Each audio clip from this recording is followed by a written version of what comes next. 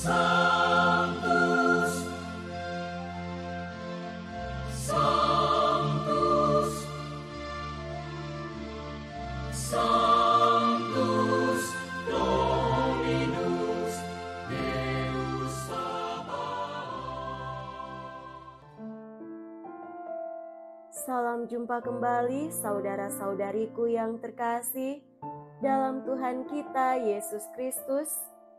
Salam sejahtera untuk kita semua. Berkat Allah yang Maha Kuasa senantiasa menyertai kita. Hari Sabtu tanggal 7 Desember tahun 2024 adalah peringatan wajib Santo Ambrosius, Uskup dan Pujangga Gereja. Santo Ambrosius lahir pada tahun 334 di Trier, Jerman Barat, dari sebuah keluarga Kristen yang berasal dari Roma. Ia mendapatkan pendidikan yang baik dalam bahasa Latin dan Yunani, serta pandai dalam bidang hukum. Kepandaiannya membuat Kaisar Valentinianus menobatkannya sebagai gubernur Liguria dan Emilia yang berkedudukan di Milano, Italia Utara. Ketika uskup kota itu meninggal, terjadilah perselisihan antara kelompok Kristen dan kelompok penganut ajaran sesat Arianisme tentang siapa yang akan menduduki jabatan uskup yang sekaligus menjadi pemimpin dan pengawas kota. Tak disangka-sangka Ambrosiuslah yang terpilih menjadi uskup, padahal ia belum dibaptis. Dalam waktu singkat, ia kemudian menerima sakramen-sakramen yang diperlukan untuk ditahbiskan menjadi seorang uskup. Selama menjadi gembala umat, ia giat membela hak dan kebebasan gereja terhadap campur tangan negara, melindungi hak-hak orang miskin, dan berjuang bagi rakyat yang tertindas. Melalui pengajarannya, ia berhasil melenyapkan pengaruh ajaran sesat Arianisme serta mempertobatkan Santo Agustinus.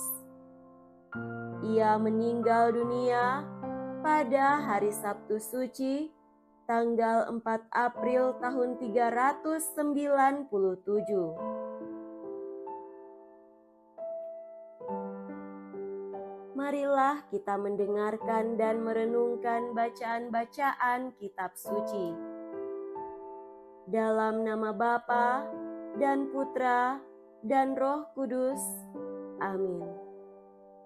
Bacaan pertama dari kitab Yesaya bab 30 ayat 19 sampai 21, dilanjutkan dengan ayat 23 sampai 26.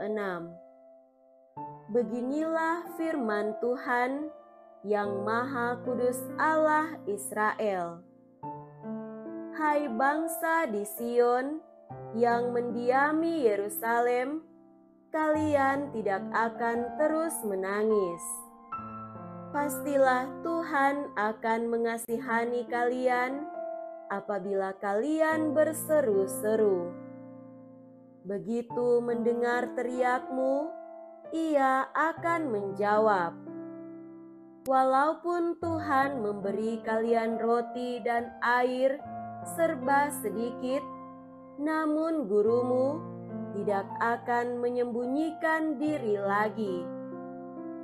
Kalian akan terus melihat Dia, dan entah kalian menyimpang ke kanan, entah ke kiri, sabdanya ini akan kalian dengar dari belakangmu. Inilah jalannya, ikutilah jalan ini. Pada waktu itu, Tuhan akan mencurahkan hujan bagi benih yang baru kalian taburkan di ladang, dan dari hasil tanah itu kalian akan makan roti yang lezat dan berlimpah-limpah. Pada waktu itu, ternakmu akan merumput di padang rumput yang luas. Sapi-sapi dan keledai-keledai yang mengerjakan tanah akan memakan makanan campuran yang sedap, yang sudah ditampi dan diayak. Dari setiap gunung yang tinggi dan dari setiap bukit yang menjulang akan memancar sungai-sungai pada hari pembunuhan yang besar, apabila menara-menara runtuh. Maka terang bulan purnama akan seperti terang matahari terik, dan terang matahari terik akan 7 kali ganda, yaitu seperti terangnya 7 hari pada waktu Tuhan membalut luka umatnya dan menyembuhkan bekas-bekas pukulan. Demikianlah sabda Tuhan. Syukur kepada Allah.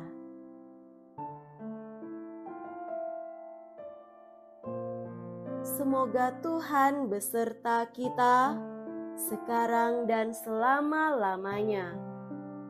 Inilah Injil suci menurut Santo Matius.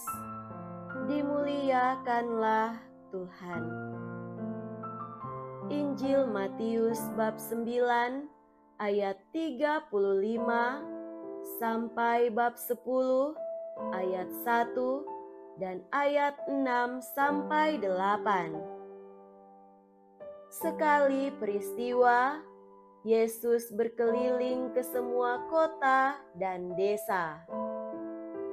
Ia mengajar dalam rumah-rumah ibadat dan mewartakan Injil Kerajaan Surga, serta melenyapkan segala penyakit dan kelemahan. Melihat orang banyak yang mengikutinya, tergeraklah hati Yesus oleh belas kasihan karena mereka lelah dan terlantar seperti domba yang tidak bergembala. Maka Yesus berkata kepada murid-muridnya, "Tuaian memang banyak, tetapi pekerjanya sedikit. Maka mintalah kepada Tuan yang empunya tuaian, supaya Ia mengirimkan pekerja-pekerja untuk tuaian itu." Lalu Yesus memanggil ke-12 murid-Nya dan memberi mereka kuasa untuk mengusir roh-roh jahat dan untuk melenyapkan segala penyakit serta segala kelemahan. Yesus mengutus mereka dan berpesan, "Pergilah kepada domba-domba yang hilang dari umat Israel. Pergilah dan wartakanlah, kerajaan surga sudah dekat. Sembuhkanlah orang sakit, bangkitkanlah orang mati, tahirkanlah orang kusta, usirlah setan-setan. Kalian telah memperoleh dengan cuma-cuma, maka berikanlah pula dengan cuma-cuma." Demikianlah sabda Tuhan. Terpujilah Kristus. Saudara-saudariku yang terkasih dalam Tuhan kita Yesus Kristus, tema renungan kita pada hari ini adalah ambil bagian dalam mewartakan kerajaan Allah. Dunia saat ini ditandai dengan budaya hidup instan yang dipengaruhi oleh fenomena globalisasi. Dunia semakin menawarkan kemudahan-kemudahan dalam hidup, sehingga nuansa ini mengakibatkan banyak orang terbius oleh kuasa budaya hidup modern yang berkiblat pada kesenangan-kesenangan sesaat atau semu. Banyak orang menjadi budak budaya modernisme, tak pelak kehidupan kaum beriman pun digerogoti oleh tawaran-tawaran dunia yang semakin memikat hati. Keprihatinan hidup semakin nampak ketika orang mempunyai power atau kuasa dan bermodal memanfaatkan situasi global itu menjadi peluang untuk memperkaya diri dan menindas orang-orang lemah dengan berbagai macam dalil demi kesejahteraanlah, kemakmuranlah, demi keindahan kotalah. Namun di balik itu punya maksud negatif yang sangat merugikan masyarakat banyak. Orang-orang pada zaman ini lebih memperhatikan kekayaan daripada nilai kemanusiaan. Banyak yang beranggapan bahwa dengan memiliki kekayaan, mereka dapat berbuat dan bertindak apa saja yang pada akhirnya lupa akan hakikat dirinya yang terdalam, yakni menjadi manusia yang mempunyai rasa sakralitas dan religiositas. Saudaraku terkasih, dengan melihat realitas hidup dunia saat ini, muncul sebuah pertanyaan pokok yang tentunya menggugah hati kita. Bagaimana saya sebagai orang beriman yang hidup pada zaman ini harus bersikap? Untuk menjawab pertanyaan itu, maka kita harus melihat cara dan sikap hidup yang telah ditunjukkan Tuhan Yesus sendiri kepada para murid-Nya. Memiliki sikap mendengarkan. Pendengar yang baik bagi orang yang memiliki pengalaman akan Allah, yang membuahkan rasa sakralitas dan rasa religiositas. Ini berarti juga bahwa manusia mampu mendengar dengan segala daya jiwa dan panca indera. Dengan demikian, orang akan mampu tersentuh untuk mendengarkan jeritan hidup masa sekarang ini dan sekaligus juga masuk ke dalam situasi hidup di depan kita. Dengan mendengarkan, kita dapat merumuskan jawaban atas situasi-situasi dalam diri maupun di sekitar diri, berusaha untuk mau mengadakan perubahan menjadi kebaikan dan kehidupan. Kita juga mau tergerak oleh keadaan dan bergerak untuk bertindak. Timbulnya rasa perjuangan untuk membela yang miskin dan tertindas menjadi segala-galanya baik.